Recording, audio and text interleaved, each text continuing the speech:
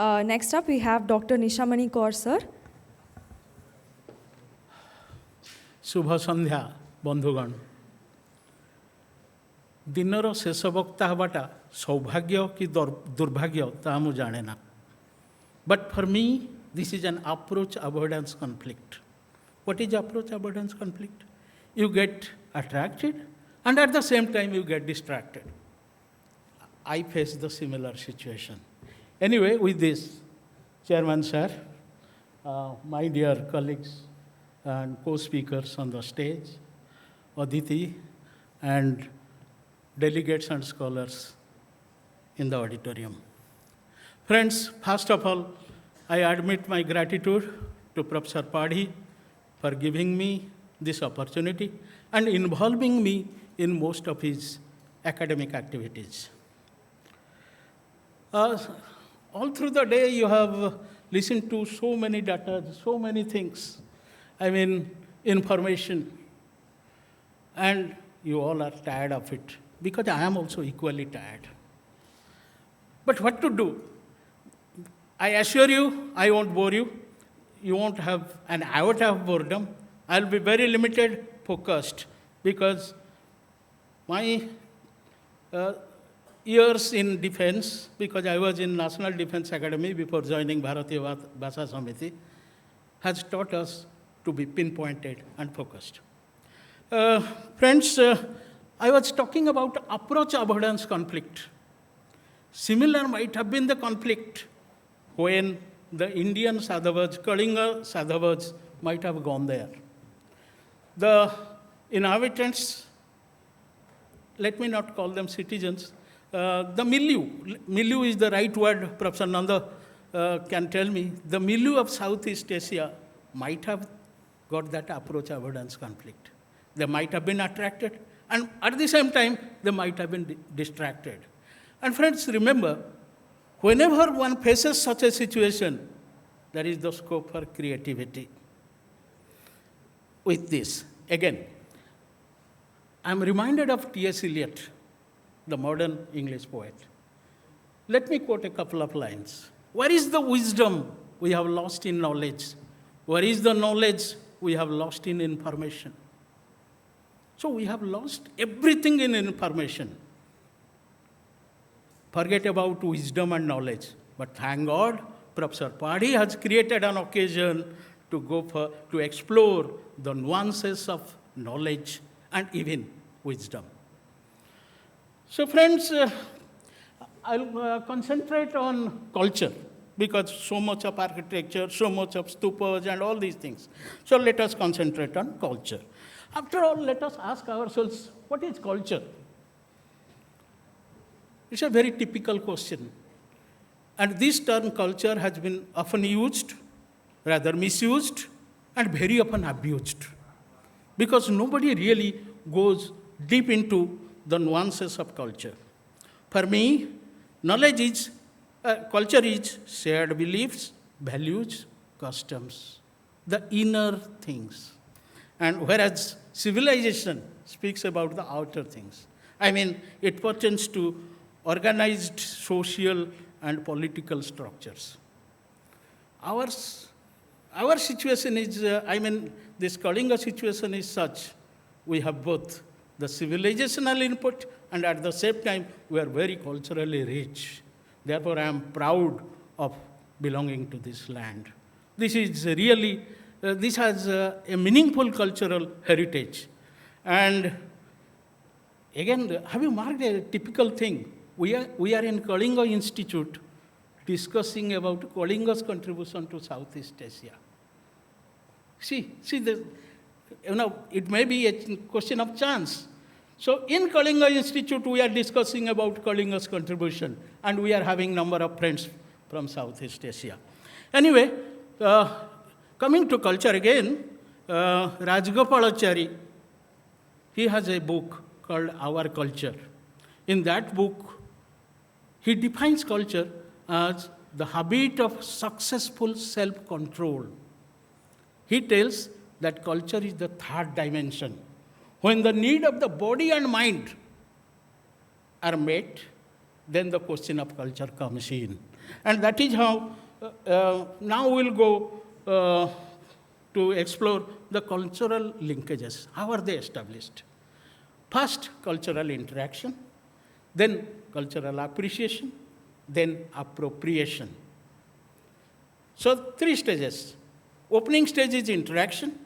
Then within that interaction, there must be appreciation. And once that appreciation is there will be appropriation. And at times also, it is conditioned by the need. I can give you one example. When there was COVID, we were asked to maintain distance. No question of shaking hands, minimum distance. And everybody started greeting with namaskar. And now in Western countries, you see, they have adopted it. They have adopted it. This is a cultural adaptation. Namaskar. No more shaking hands, hi, hello, all these things have gone. No hugging, only namaskar, maintaining the distance. So this is cultural appropriation. And what is social change? Society is a dynamic thing. It is not static. It is fluid. So social change has 2 stages, reformative and transformative. Reformative is whatever is with you, change it. But transformative is total change. But what I see, the relationship between Kalinga and these Southeast Asia countries, it is not reformative, it is transformative as well. So it is reformative and transformative, let us call it, because there are certain things which I must cite. But all said and done, this is the question of influence. Now, friends,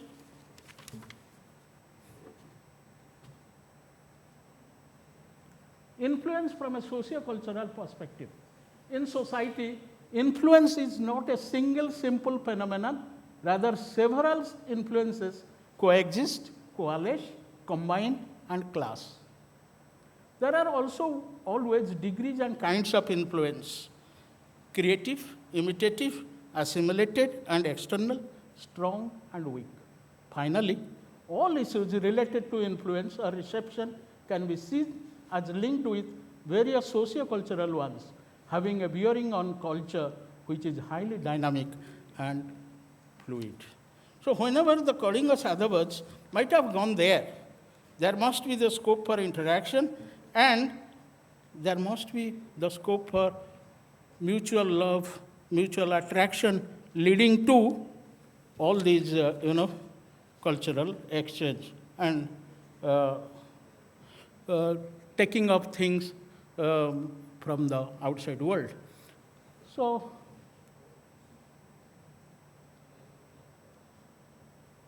yeah. Next. So what is so special about the interaction between Kalinga and Southeast Asia? Trade was a facilitator. Trade as a facilitator. But remember, it was based on love and mutual admiration. No compulsion, no coercion, no proselytization. No Indian or nobody from Kalinga went there to, spread Hinduism. No proselytization, no force. It is just mutual love and admiration. You love me, I will love you. Mutual love and admiration. There are limited evidence of annexation or colonization. There was no question of colonization at all. And hardly 1 or 2 kings, that is Shailendra dynasty and the other one Srivijaya dynasty, they are from this side. But again, they remained a part of it. So they identified with the same setting. So no annexation, no colonization. Settlement was an ongoing process. Many Brahmins rushed in initially. Brahmins settled there. Because the kings there, they thought that these Rajpurohits, they are called priestly class in the court. They are the right people to influence the common populace, the milieu. So Brahmins, and they were scholars, they were pandits, Whatever they tell, the common people, they accept. And they were, most of the time, they were telling the kings as God sent. They were as God sent. And this is how they were authenticating the king's positions. So settlement was an ongoing process.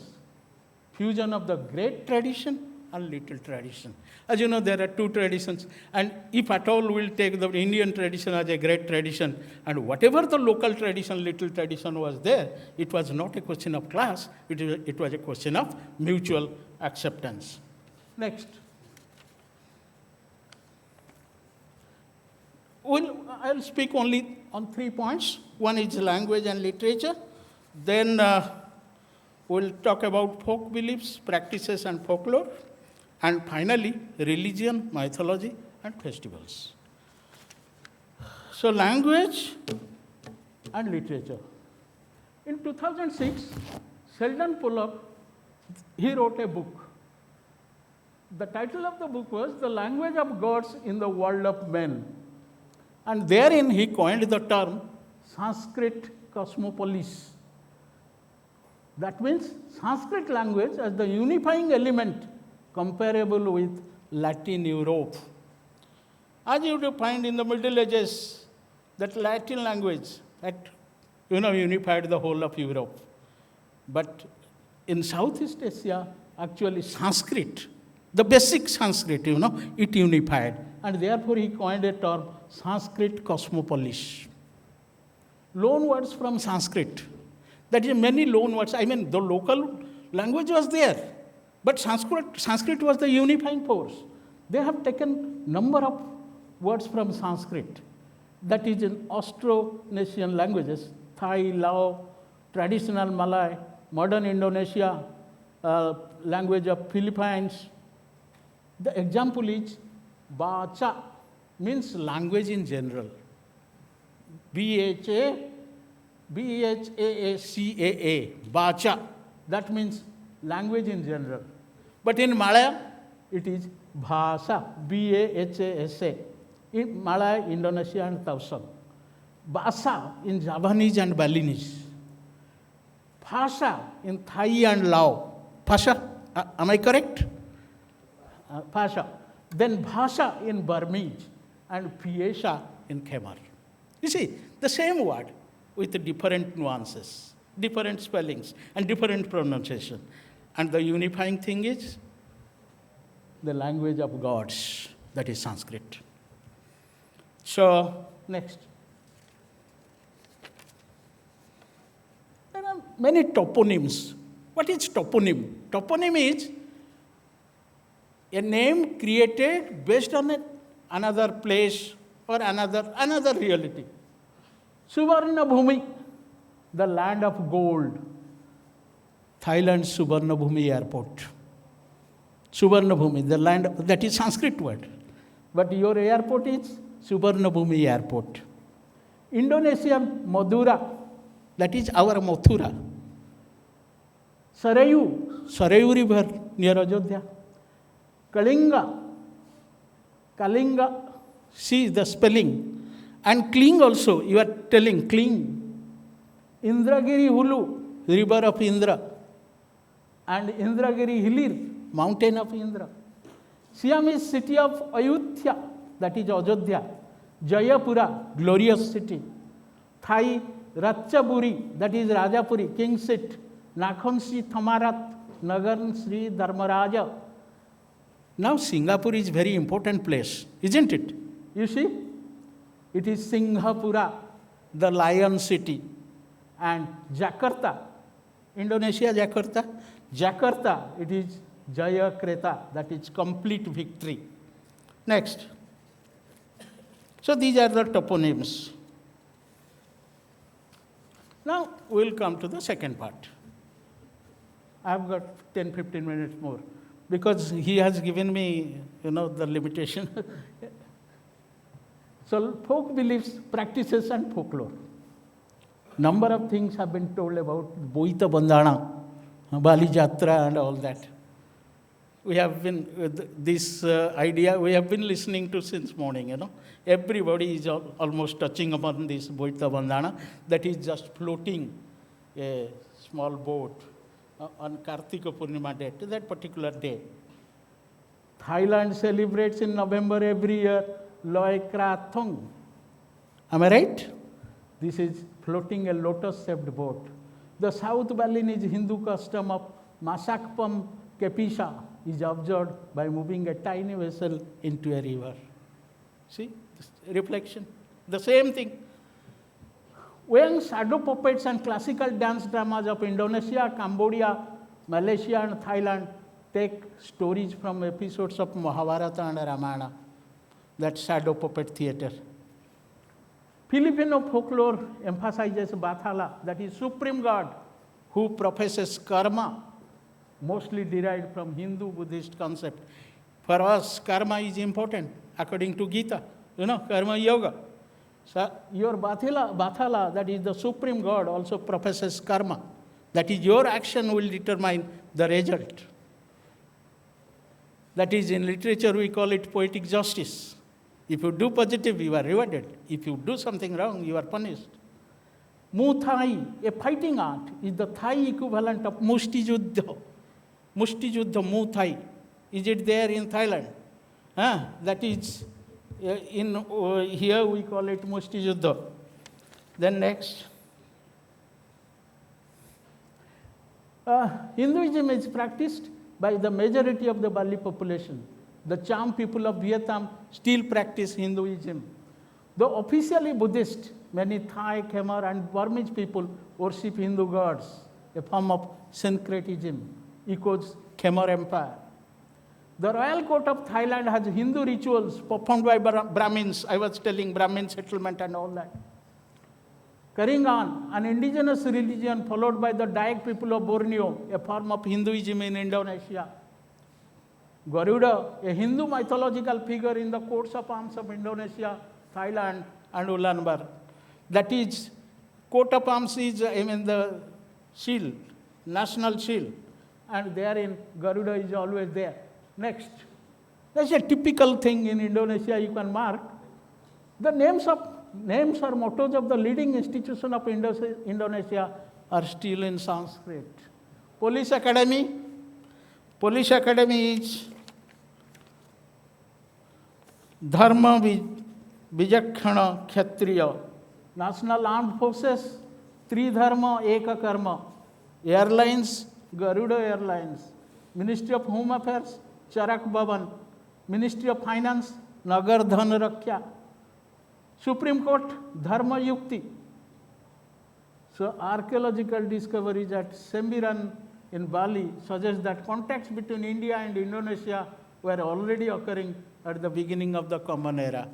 See, so much of similarity. So I think they are a part of Greater India. They should be a part of Greater India because our practices, our beliefs, our rituals, everything is same. That way, we are a family. Then the last one, sir, I have still with 5 minutes. Okay. Because we cannot say no to this particular aspect, that is monuments. Angkor Wat, everybody has spoken about Angkor Wat. In Cambodia, it is dedicated to Vishnu. It is also shown on the flag. Prambanan in central Java, the largest Hindu temple in Indonesia, dedicated to Trimurti, Brahma, Vishnu and Shiva.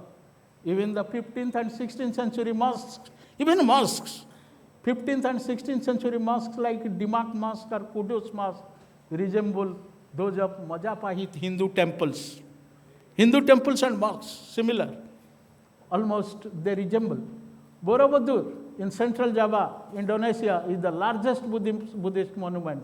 A giant stone mandala crowned with stupas, believed to be the combination of Indian origin Buddhist ideas with the native Austronesian step pyramid. Then Erwan Shrine in Thailand is dedicated to Brahma. The Batu Caves in Malaysia, the focal point of Thai Pusham Festival, the largest religious gathering with over 1.5 million people. So this is how we have discussed so many things. We have discussed language and literature. We have discussed about religion, folklore, mythology, and finally, monuments. So now it's the time to conclude. Friends, the maritime trade helped in bringing not only the material prosperity, it also promoted cultural expansion. This is the most important thing. Material prosperity and cultural expansion, both going hand in hand. To conclude, we may now decode the traits of Kalinga Sadhavas, because they were the real heroes in this whole event. They took the strain. So let us decode the traits of Kalinga Sadhavas who crossed the high seas, braved the hazards of the ocean, and explored new lands, people, and opportunities through trade and commerce since time immemorial.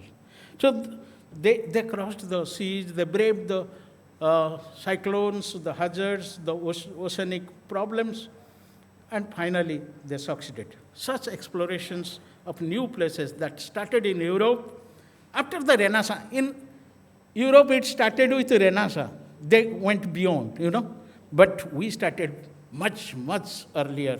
So such exploration of new places that started in Europe after the Renaissance were a living practice in Kalinga centuries earlier. So this corroborates the idea the Kalingan traders were courageous, hardworking, advanced, and the rulers supporting them were bold and dynamic. So this is my submission, and I expect that I have not bored you. Thank you.